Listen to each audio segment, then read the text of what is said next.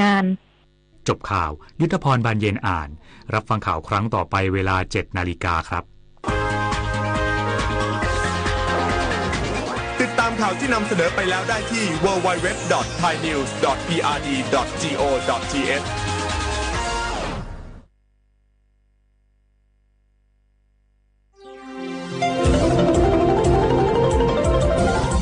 วิทยุแห่งประเทศไทยให้ความรู้คู่ความสุข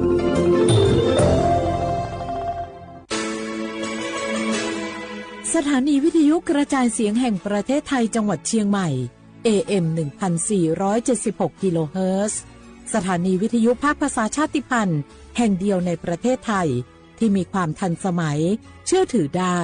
สร้างอัตลักษณ์กลุ่มชาติพันธุ์สู่สากลวันนี้รัฐบาลยกระดับบริการสาธารณสุขเพื่อคนไทย30 บาทรักษาทุกที่ด้วยบัตรประชาชนใบเดียวเชื่อมโยงข้อมูลสุขภาพคนไทยตรวจรักษารับยาง่ายสะดวกรวดเร็วไม่ต้องใช้ใบส่งตัวใช้แค่บัตรประชาชนใบเดียวก็รักษาได้พบกับบริการหลากหลายรับยาตรวจเลือดใกล้บ้านไม่ต้องรอทั้งวันที่โรงพยาบาลอีกต่อไปสอบถามเพิ่มเติมโทรสายด่วน1330และทุกช่องทางออนไลน์สปสช.นี่รู้กันไหมสิทธิบัตรทองหรือบัตร30 บาทเป็นสิทธิหลักประกันสุขภาพตามกฎหมายที่ช่วยคุ้มครองคนไทยทุกคนให้เข้าถึงบริการสุขภาพที่จำเป็นโดยไม่ต้องเสียค่าใช้จ่ายเลยนะครอบคลุมทั้งการรักษาพยาบาลการป้องกันโรคการฟื้นฟูสมรรถภาพทางการแพทย์เรียกว่าช่วยให้คนไทยอุ่นใจกันเลยทีเดียวสอบถามเพิ่มเติมสายด่วนสปสช1330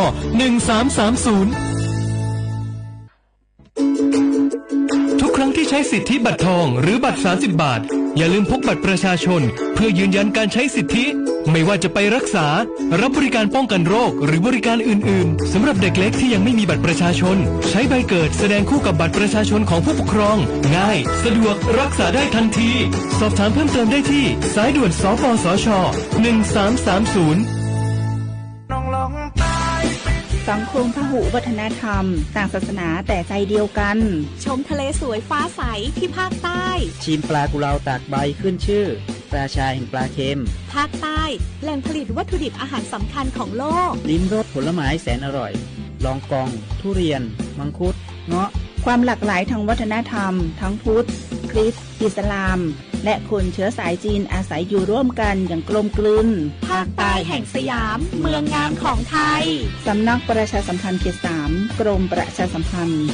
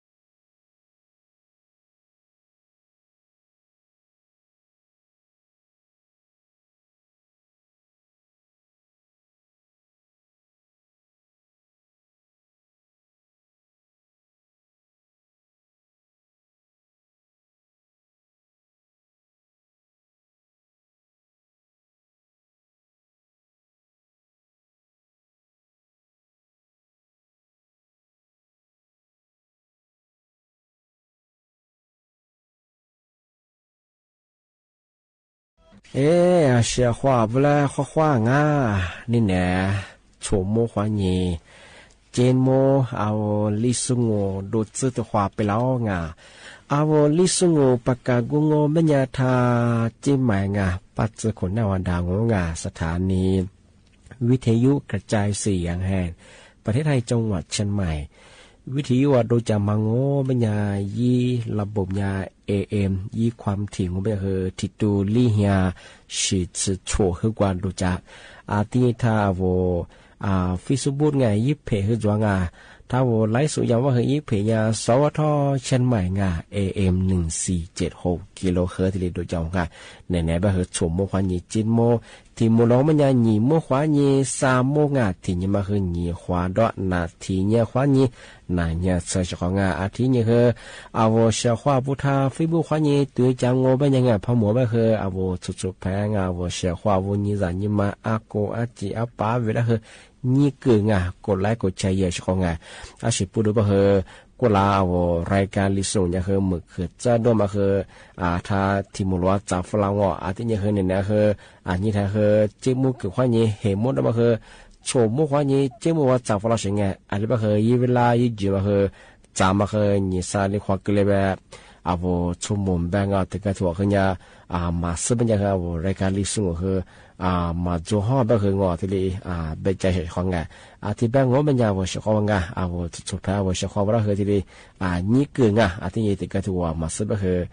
วันยี่เวลาคือแต่ที่เลยปีมังนี่เมลิสูบางงอเป็นยังไงลิสูยี่เห็นยังไงคือซึ่งยี่ห้าสกุลยังไงนี่ไม่ถึงว่าคือขืนยี่โคยี่โตยี่จิลิโคหัวใจเหที่เป็นยาไทยบางงอเป็นยาที่ห้าซื้อเห็นยังไงนี่มีถึงยังว่าคือนาช่วยยี่แน่ชมมุขยี่เจมุลิสุงโดดเสื้อที่ขวาที่เป็นเรางที่เป็นยาไทยบางงอเป็นยาที่ห้าที่ห้าซื้อเห็นยี่โคยี่ตรงยาโชดซื้อเหตุคงยี่สิบคนดูเราที่ห้าดูเราที่บ้านงบัญญัติเชื่อความงานมาคือเมื่อชิมเมื่อในรับปีมาช่วงนี่จะสี่เนี่ยที่ห้าที่รัฐบาลกระทรวงการคลังชั่วโมงที่เป็นมาโชดสโคกับผู้ยิ่งมาคือผู้บาดที่งบาที่เดียวบ้างยี่โครงการกระตุ้นเศรษฐกิจที่บ้านงบัญญัตินี่จะนี่ถึงมาชั่วโมงโชดสโคกับผู้ยิ่งมาคือโนตัวสิทธิ์โนยี่สิบว่างมันกว่าผ่านแอดทางเล่าวันนี้ทีเดียวกับกูยิงกับเชี่ยชงบ้างได้บ้างนี่จะสิ่งนี้คืออันนี้คือบัญชีว่าผู้บ่าวบ้างมารัฐบาลที่ดีประกาศอย่างแต่มาจะมาซื้อจีช่างผู้ชายคนนั้นที่นี่ที่ถึงบ้างเป็นยังแต่มาคือเมียเมียคือยิ่งถึงยังที่มาสาวรัฐบาลหิมาโจสุดากว่าหิชามังที่เป็นยามาสนใจสูงนี่สูงเป็นยังเมียกับผู้จะมาคือลงทะเบียนว่าเว็บไซต์บ้านเพื่อคนไทยว่าจุดนี้คือที่เลยลงทะเบียนที่อีช่องยิ่งขายงบปัญญาแทบไม่สูงสัญชาติจุสูที่นี่คือหิมาจุสูนูฮีจวยยิงกว่าฮีมันนูมีบ้าคือนูจอมันนางแต่มาคือถึงมาที่นี่คือยาบ้าคือว่าคิดดีบุโลคือมาตีนามังมาจุสูมาคือที่ยันน่าสิงที่ถึงมาก็มันยังคือฮีดาวคือบ่มาชีบ่ดงานมาคือบาถึงมาคือลิตุบะสวยเจ้าสิงลาซาสโคดสชงที่เป็นยังคือจิ้มไปบ้าคือถึงการจวกว่าสถานีรถไฟบางว่าถนนทุกคนเตงเอกว่าชาได้ยังไงคอนโดเจบ้านเดี่ยวนี่จุดที่ชาใช่ไงที่แบบปีว่าว่าเขามาหิมันจะสูงว่าสัญชาติจะสูงที่เนี่ยก็เราว่าบักคิดว่าบุโรหมาตีสูงที่เนี่ยคือหิมันจะสูงก็คือปีว่านาพันนิวใช่ป่ะไงว่าเว็บไซต์บ้านเพื่อคนไทยวันถึงเนี่ยคือที่ดีลงทะเบียนจองสิทธิ์ที่ดีช่องที่มาเคยถึงมาสุดเจียวว่าช่องดัง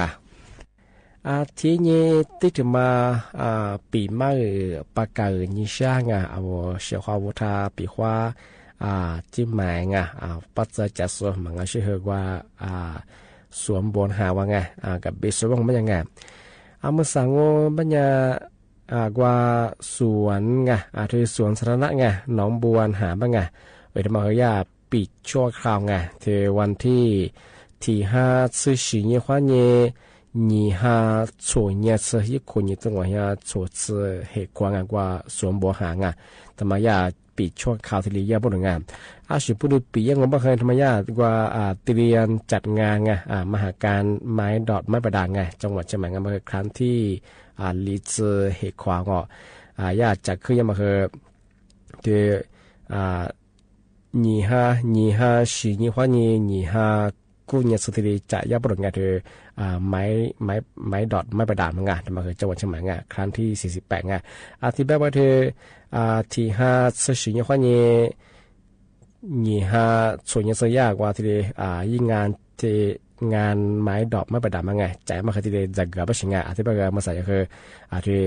这是一个不一样啊！ที่ได้ปิดช่วงข่าวที่ได้ยาวบทงานมาคือเอาปีขว้าว่าเชื่อเขาว่าสวมบทหาไงกับเบสบางไงที่มาสุดบางว่า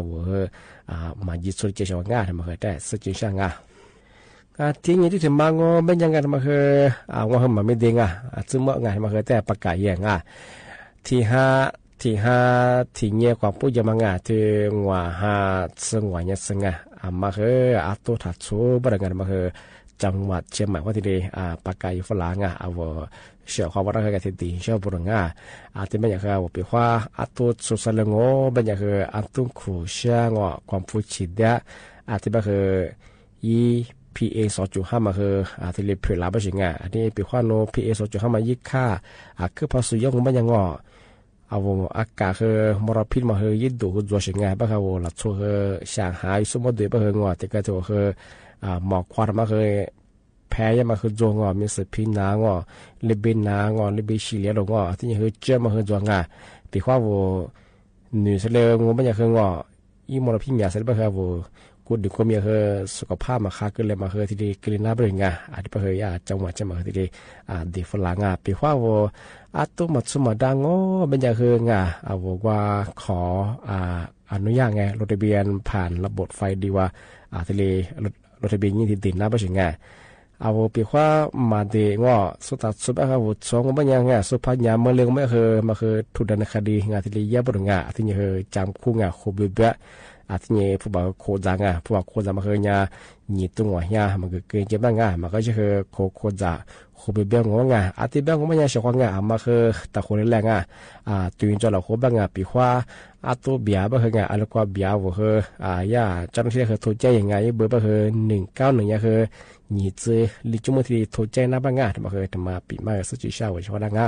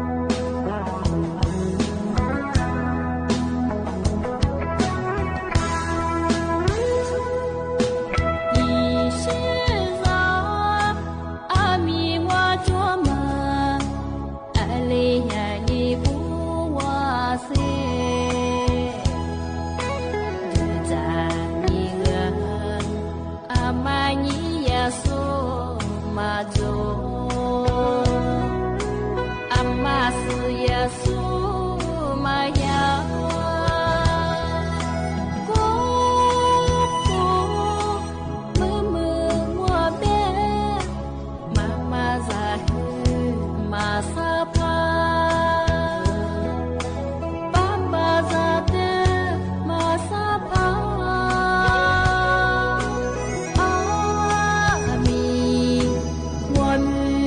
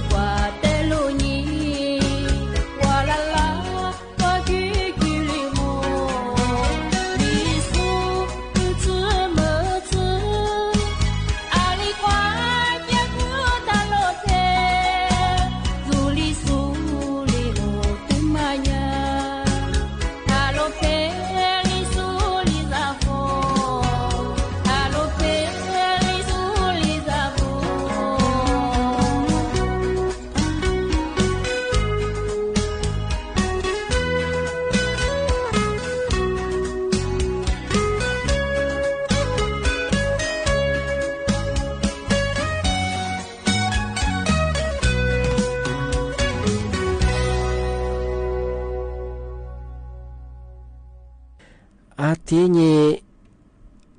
ที่ถึงมาซื้อจีนชาเฉียวขวาพนักงานอเมซารัฐมนตรีว่าการกระทรวงแรงงานย่ามีมาตรการช่วยเหลือนายจ้างอาทินี้ผู้ประกันตนมาในพื้นที่ผู้ประสบภัยน้ำท่วมอาทิบ้างมันยาคณะรัฐมนตรีมีมติเห็นชอบยับบดอาทิบ้างมันยาประกาศกระทรวงแรงงาน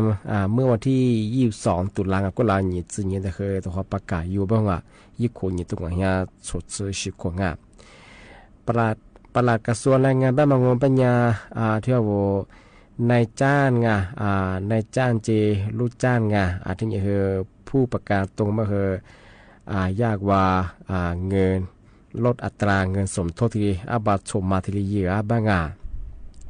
อาบัตชมมางปัญญาเธอเสือหาขวานีน่าเหียสาหางน่าเหียบ้าเหียตรงว่าสดสืบของก็หลังปัญญาเธอว่านายจ้างเจอาทินี้ผู้ประกันตัวมาตราสัตว์สาวมาจับเดิมปัญญาคือก็หลังยาวงเปอร์เซ็นต์ที่เลยส่วนใจเฉียงอาทิบ้างปัญญาคำมาสัญญาลบเหลือ3%ที่เลยยี่กับบ้างอาบัตชมมาชงที่ถึงบางปัญญาที่ว่าผู้ประกันตัวมาตราสัตว์สกุลปัญญาก็หลังปัญญาจัดเดิมปัญญาคือลีเฮีย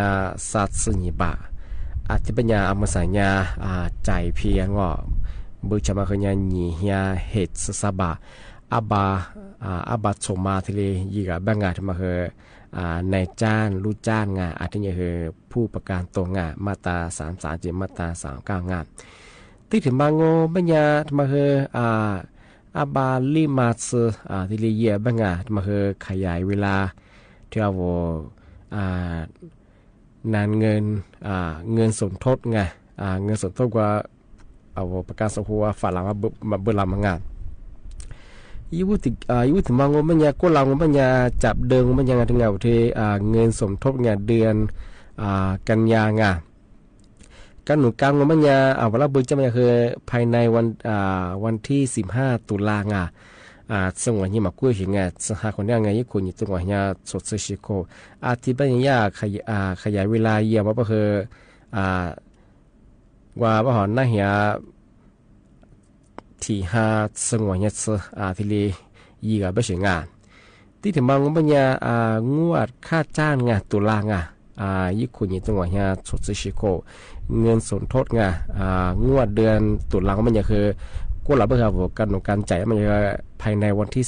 15สติหางสติหาสงวนเนี่ยมันคือคุยจริงอาทิตย์ปัญญาขยายกว่าขยายเวลายี่เวลาจ่ายของปัญญาคือน่าเหียหนีสงวนเนี่ยสุดที่เยี่ยไม่ใช่ยี่เวลาอีกว่าขยายเวลาเยี่ยเฉยที่ถึงบางปัญญามันคืองวดค่าจ้างเดือนพฤศจิกายน2567เงินสมทบงวดเดือนที่สติหามันก็ปัญญาคือก็หลังอย่าเดิมกำหนดจ่ายไม่ยากคือภายในวันที่15ภายในวันที่15ทำวางว่าสิ่งสงวนเนี่ยมันคือกู้จริงอาทิตย์แบงค์มันยังมาใส่อย่าขยายเวลายี่เวลาคืออาชีพที่จ่ายจริงมันจะคือน่าเหี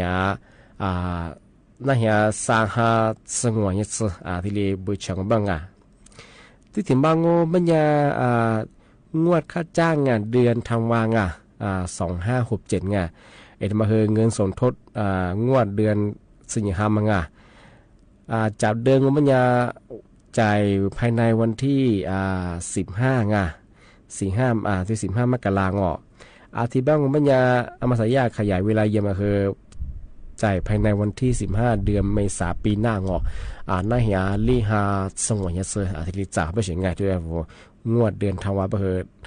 บาลีมัสอาทิตย์จ่ายใช่ไงโนนุสหาบวงมันจะคืองอสหาไม่คือน่าเหียที่5ปีใช่ไงเอาที่สุดที่5บวงก็คือสุดที่5ซึ่งว่าที่5งอบาลีมาที่จ่ายใช่ไงที่มาคือเอาที่กว่านำเงินสมทบมาฝ่ายมางอเบื่อมางาแจมางาที่มาคือประกาศสาวของที่ดีที่มาแจ้งเตือนฝรั่งที่มาคือที่มาสุดจริงใช่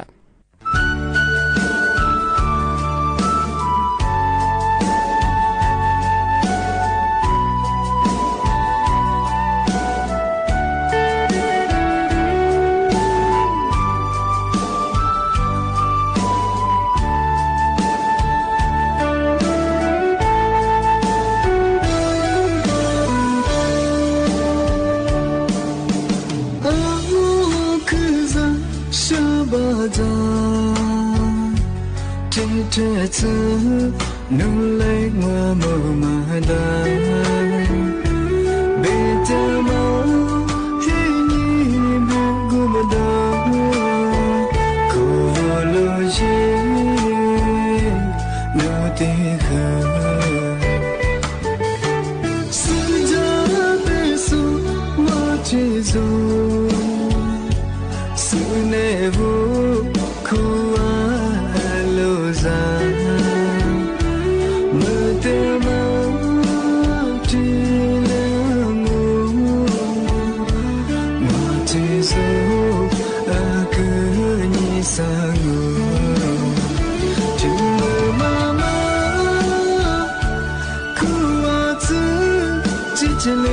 sư gia tê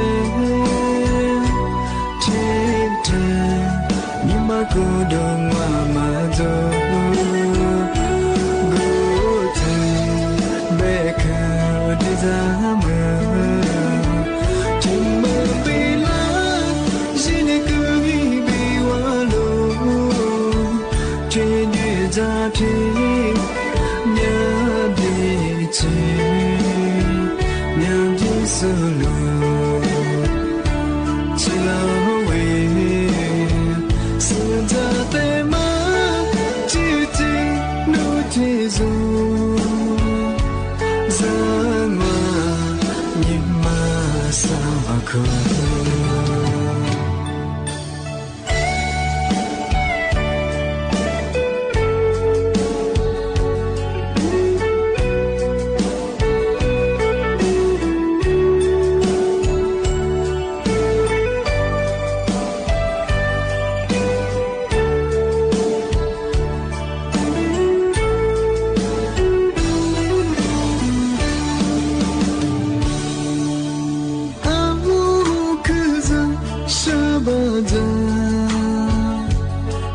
trẻ thơ nâng lấy hoa màu mà đá bê tê máu thế nhị bê gu mà đá cô lô dê lô tì khờ sư gia bê su hoa thế dô sư nê vô cô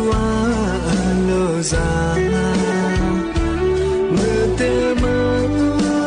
thì lỡ mơ hoa thì dô cứ như xa ngô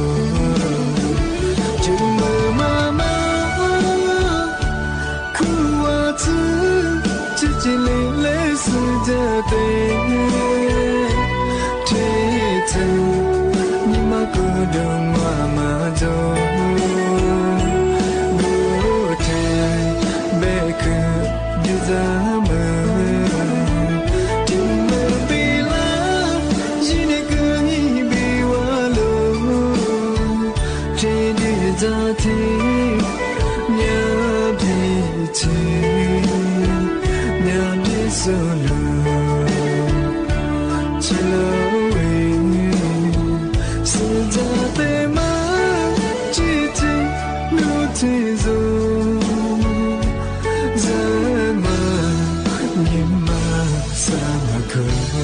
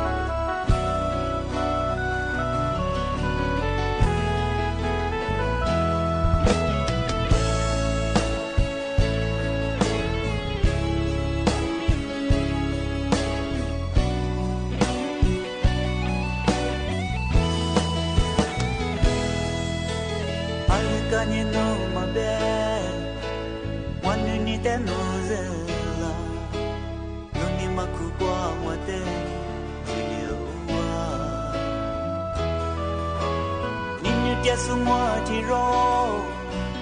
Ramami do mami Ale besu nunte fuke balase Inelo besu nisho Wanu mite nuselo Romi mite mojuji Nulio Nini dia semua tiro Chomela tiro aleve Aleve senute mille dilase Mille ke mada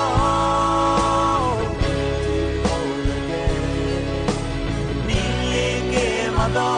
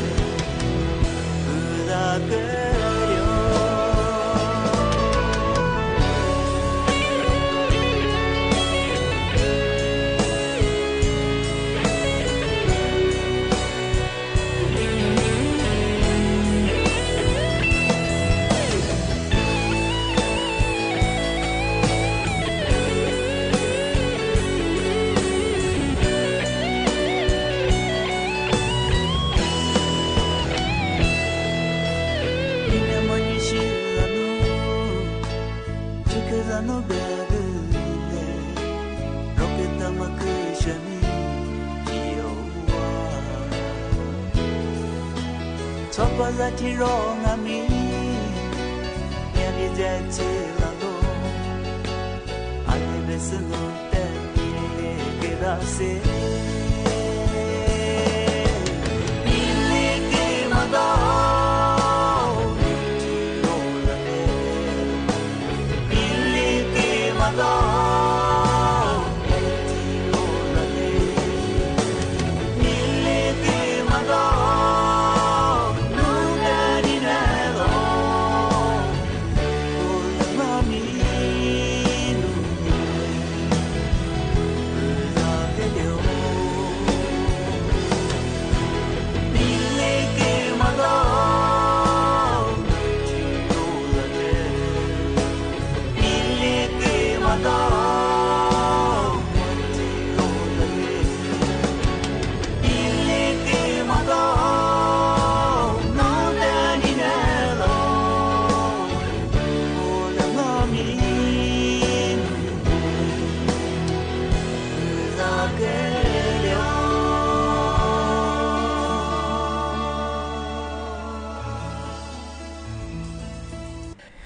อาทิตย์นี้งวสิทธิ์ความที่แต่ประกาศที่แจ้งเตือนช่างเทือโวกาเลื่อนเปิดบัญชีมายังมาไงเทือโวบัญชีธนาคารสุราวัวมาบางก็ชื่อเอาวิมือเอาวิบาควานี้กว่าสุดาบัญชีธนาคารเปิดนี้ที่ฟูบป้ามาไงทำไมไม่ยังคือเมียชื่อเมื่อที่ปีมากจังงานก็คืองวยสิทธิ์ความที่แจ้งเตือนยังมาคือยิ่งดูที่เป็นราชิงาว่าจุดสุดว่าคือติดกระทวนจะคือลามาโตก็โซเอาละผู้บาที่ตรงว่าอย่างเกิดนี่บัญชียิ่งเปิดยังมาคือไงที่เปิดสู่จัวไปสิงากูถือมันยังคือมาซื้อสิงาว่ามาพิกฎหมายยังมาชงงาที่บ้านไม่ชงงาปีว่ามาเวลาผู้บาที่ตรงว่าอย่างเกิดสัตว์เกิดว่าคือไงบัญชีเปิดจะคือถับเปิดงาที่จะคือนุบัญชีจบมาคือสุราฟูมาคือไทยงาที่มาคือพิกฎหมายงาปีว่าสุพรรณเมืองเลียงโง่เมื่อจำคุบงอสาขบแบงอผู้บ่าวคือสาแสโคจางที่ยังที่ว่ายี่ขวาสูงเมื่อคืองอหนีขบข้อยังงอขบแบ ผู้ว่าคือนี่แสข้อยิงว่าเสสุโคจะช่องงานไม่คือมาจุฬาง่ะเอาบัญชีสุดแล้วเปิดก็คือสุดตัวบัญชีมันก็ยากเลยยิสูได้ตัวผู้ใจเฉยไงที่บ้านคือเลยยิสูบ้านคือที่บัญชีข้อยิงยาฟ้องเงินยังมางอผู้บ่าวสู้บอกว่าคือที่เรามาทำโอ้คือไงเอาบัญชีโอ้ก็เฉยไงบ้านคือยาบัญชีมันอยู่งอเอาบัญชีอยู่เฉยไงบัญชีมาทำงานที่บ้านคือจ้าสุดตันโนพันยามันเลยบ้านคืองาสุดตัวสอยบ้านคือบัญชีมาเอามาบัญชีบ้านคืองอนี่แหละชัวร์ละเฉยช่องไงที่บ้านคือมาผิดกฎหมายยังไงถ้ายิงส่วนบางก็มาจุฬาช่องงานพันยามันเลยบ้านคือสักขบงอผู้บ่าวคือสักแสกโคจังที่บ้านคือมาคือที่ตัวถ้านี่ประกาศแจ้งเตือนยังไงเอาสุดแพ้ว่าช่วงก็ได้ปีมาช่วงงานที่แบงค์มันยังไงนี่เนี่ยคือเอาช่วงได้ปีมาที่เรียนจงที่บ้านคือจ้าที่มุลงนี่มั่วควายิงสามมั่วคือตัวความบุหรี่ควาช่วงงานที่ไหนบ้านคือเอาลิสต์ประกาศกุบัตาจิ้มหมายสถานีวิทยุกระจายเสียงแห่งประเทศไทยจังหวัดเชียงใหม่ยิ้มมือชายีระบุท่าวิทยุเบอร์ยีระบุAM ยี่ความถี่เบอร์ที่ตุลิยาฉีดสุดๆให้กดตัวอย่างที่ท่าระบบไลฟ์สดเบอร์ยี่เพจเบอร์สวทเชียงใหม่ AM 1476กิโลเฮิรตซ์ตัวอย่างที่แบบมันยังคือมือสาคือพันเหนือเบอร์มือฮาลีจะเบอร์ย่าหัวเบอร์อากาศคือปลาลือปลางมาคือดูแลสุขภาพเยอะช่วงมาสับเบอร์เมื่อฮาลีก็ยังเฮย่าของอากาศเฮยยังมาก็เดี๋ยวมาแต่กว่าชุดเดือนสุขภาพยังที่ปัญญาจัดหมดแล้วนี่มั่วควานี่สามวัดความบุหรี่ความชกนี่ไหนบ้างนั่นละปีมาคือที่เราจงเอาชกว่าท่าวิทยุนาจะโซไลฟ์โซตีโซละนั่นละคือบ่โมว่าชกว่าจุดชิจามาผู้ชิจาความยาวจริงน่าจะเป็นการตัวจริงที่นี่ก็ที่นี่ว่าเกิดด้วยแล้วก็เยอะข้อความกุยจริงสิเยอะวันจันทร์วันดูเจชความบ้างจัดให้หมดแล้วนี่มั่วควานี่คือสามวัดแต่ความบุหรี่ความนี่ไหนบ้างนั่นละปีมาคือที่เราจงว่าชกว่าคือบ่โมข้อความสวัสดีครับ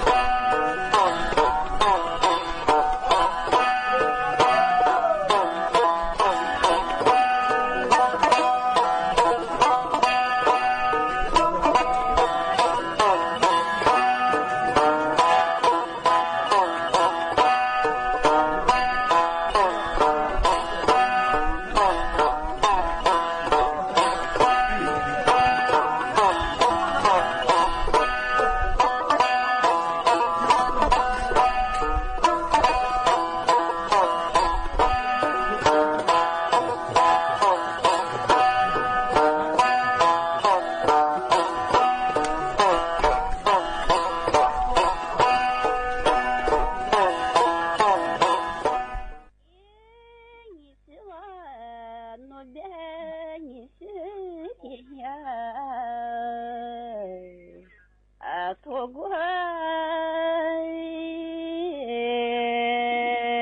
我发誓的过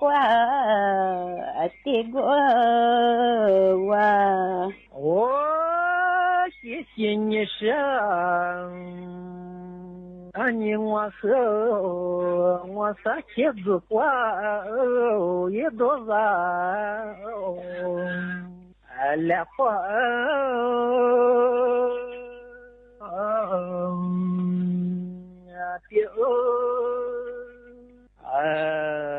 撒花也难忘来月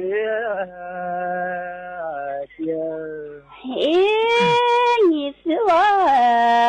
那边撒茄子花多少来花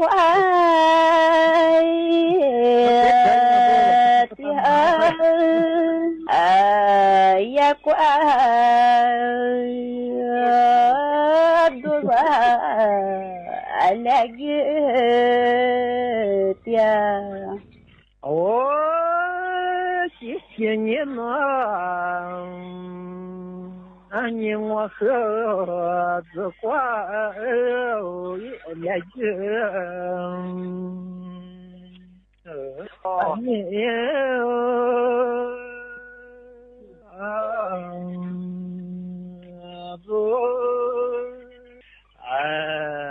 子花来月的毛三呀我别拿我的个来花的毛三呀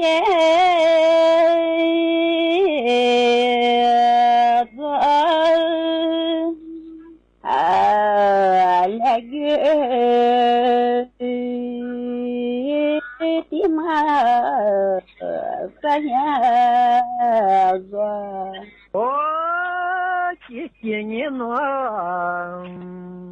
你和三年我的多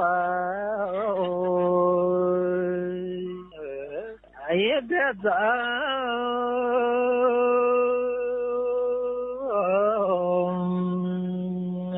老三年也的苗多天了你是我那边翻译的多别在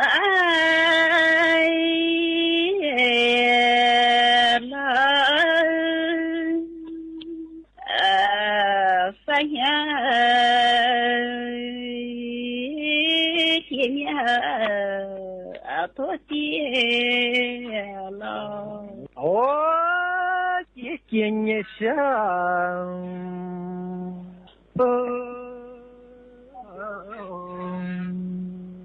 我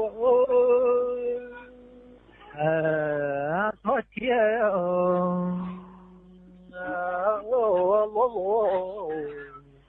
撒花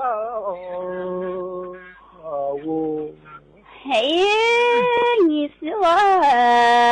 那边的在么子花我多天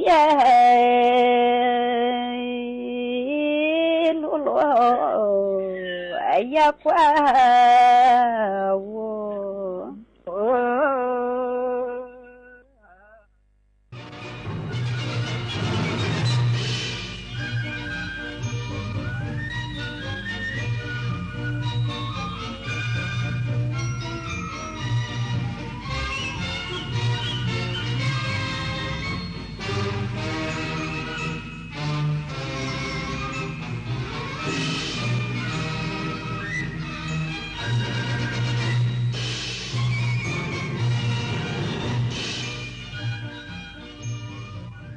ที่นี่สถานีวิทยุกระจายเสียงแห่งประเทศไทยต่อไปเสนอข่าวซึ่งมีหัวข้อข่าวดังนี้รัฐบาลเปิดตัวโครงการบ้านเพื่อคนไทยสร้างโอกาสความมั่นคงด้านที่อยู่อาศัยให้กับผู้มีรายได้น้อยทุกหน่วยงานยกระดับมาตรการดูแลความปลอดภัยนักท่องเที่ยวเพื่อสร้างความเชื่อมั่นการท่องเที่ยวไทยนายโดนัลด์ทรัมป์ว่าที่ประธานาธิบดีสหรัฐหารือกับผู้นำจีนก่อนพิธีสาบานตนเข้ารับตำแหน่งประธานาธิบดีสหรัฐอย่างเป็นทางการในวันที่ 20 มกราคมนี้พรปวีช่อชูวงศ์ชนะหานยู่มืออันดับ 4 ของโลกจากจีนรอบก่อนรองชนะเลิศจากการแข่งขันแบดมินตันเวิลด์ทัวร์ซูเปอร์750กรุงนิวเดลีประเทศอินเดียต่อไปเป็นรายละเอียดของข่าวหมายกำหนดการถวายราชสักการะสมเด็จพระนเรศวรมหาราชณพระบรมราชานุสรณ์อำเภอดอนเจดีจังหวัดสุพรรณบุรีพุทธศักราช